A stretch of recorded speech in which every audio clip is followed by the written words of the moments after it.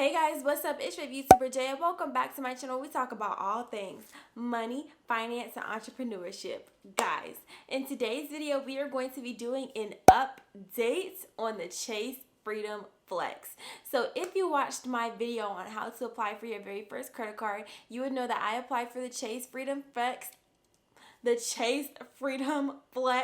and I did not get approved for that card. I still decided to post that video because I wanted you all to see that when you apply for your very first credit card, you may not always get approved and you may take you a couple of times, even though this wasn't my first credit card, but either way it goes, I still decided to post the video, and I am the type of person that if you're going to tell me no, I need to know why. If you're going to deny me for the credit card, I need to know why. So in today's video, we are going to be going through the reasons why I feel, not why I feel because I did do some research, but we're going to be going through the reasons why I didn't get approved for this card. But before we jump into today's video, make sure you give this video a like because it definitely helps out my channel. Make sure you follow me on Instagram and Twitter because I'm active there almost daily. And without further ado, let's jump into today's video. So after I applied for that card, I was a little sad. I was a little disappointed. I was a lot embarrassed because I filmed it and I was like, how am I gonna post this video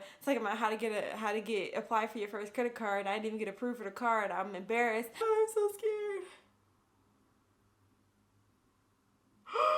But I talked to the Lord and we came to the conclusion that I should still post the video because it's gonna, like, you know, help people. I checked my email because right after I applied for the credit card, they sent me an email saying that I had a hard inquiry on my credit, which was to be expected because when you apply for a credit card, it gives you a hard inquiry. And I don't know why I decided to read through the email, but I'm glad I did because when I did, I read something so profound. Credit information provided by Experian. Okay, we're just gonna stick a pin in that and we're gonna come back to that later. So I was watching a credit card YouTube video and I remember the guy saying that if you apply for a credit card and you don't get approved, call the reconsideration hotline and there's somebody there who can change your denial to an approval. So I did what I did and I went online and I Googled the Chase reconsideration hotline, which to my knowledge,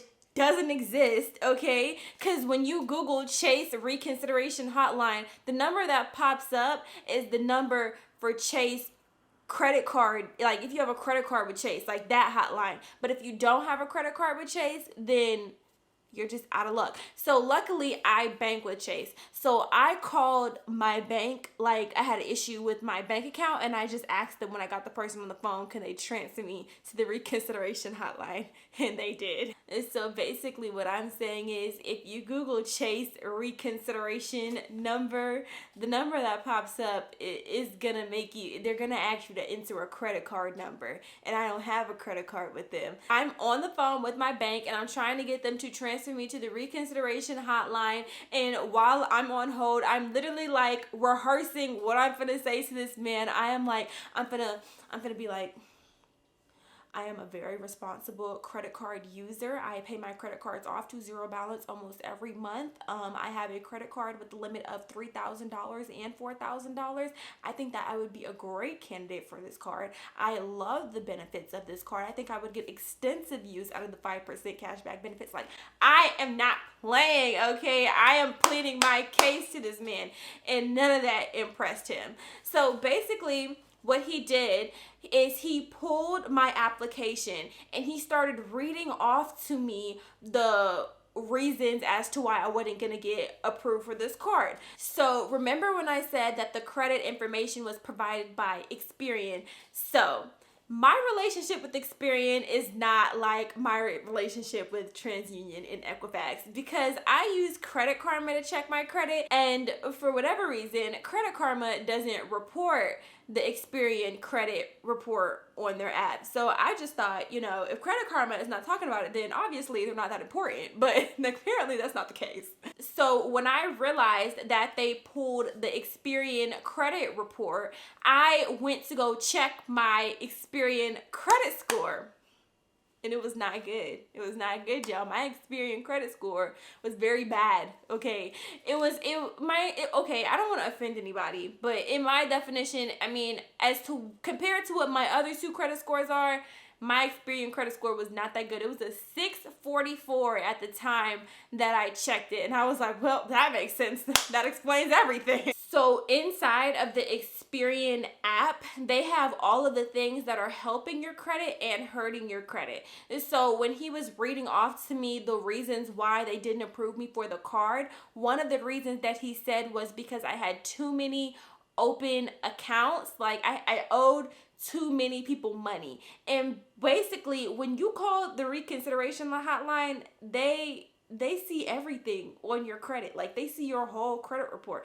I don't know why that was like news to me. I mean, duh, that should make sense, but it's just one of those things that caught me off guard. Like, dang, I know you was gonna know this, that, and that. He told me that I had too many open accounts, and he never said anything about the credit score being a 644, but I just had a feeling that he pulled the Experian credit report. I was telling him that, like, I knew that he pulled the Experian credit report, and what he was saying was that he can pull from another credit bureau, either my TransUnion or my Equifax, and I know those are the two where those are like in the 730s. So I had the opportunity for him to pull from another credit bureau, and then they can reconsider it that way, but that would have left another hard inquiry on my credit, and I wasn't too comfortable with that. So I told him no, and I just took the L, okay, of not getting this card. I personally don't, when he said that I owed too many people money,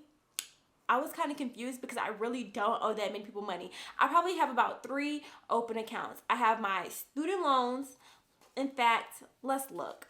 In the Experian app, if you can see, there we go. Okay, so since this whole situation happened, in January. It is now towards the end of February, and I don't know what I did, okay? I was not thinking about doing anything to raise my credit score, but since then, when I applied, it was a 644, and now my credit score is you can see, it is a 696. I don't know what I did, but it just went up. So when he said I owed too many people money, let's see who I owe money to. The things that are hurting my Experian credit score is that I have a short credit history. I can't do nothing about that. I opened my first credit card at 18. I'm 20. I can't do nothing about that. So I had to open Credit Karma for them to tell me who I owe money to, because Experian wasn't trying to tell me. So at the time when this was reporting, I owed money to my student loans, which that account just magically closed. I owed money to Affirm, which is a payment. It's like Afterpay, and that's basically what I told the guy. He was like, what's Affirm? And I was like, it's like Afterpay. And he was like, okay. And then I also owe money to GS Bank USA. Thank you, Apple. Thank you. I appreciate you for that, Apple. You're the real one. So yeah, I guess the fact that I owe too many people money was the red flag, and the fact that my credit score was pretty low. I don't know why my Experian credit score as a whole was so low, because I was under the impression that all your credit scores should be around the same. I don't understand why I had 2 credit scores that were like in the 730, 720s, and having like my other credit score be like in the 640s. Like, that's a really drastic, that's almost 100-point difference. And I was under the impression that all my credit scores should be around the same, like 720, 730, 740, you know what I'm saying? So I don't know. I don't know. He never said anything about the score, but I'm pretty sure that definitely tied into it, and then it just went up and I didn't do anything. I don't know why. Yeah, that's basically why I did not get approved for the Chase Freedom Flex. It's because my Experian credit report was saying that I owed too many people money, and I'm assuming that he pulled from the Experian credit report and not my TransUnion or Equifax, because this is like, if I'm not mistaken, I could be wrong, but this was over 30 days ago, and I think that if it should have been, I don't see another hard inquiry on my credit for Chase. And so I think that he pulled from the Experian credit report. I'm pretty sure he did.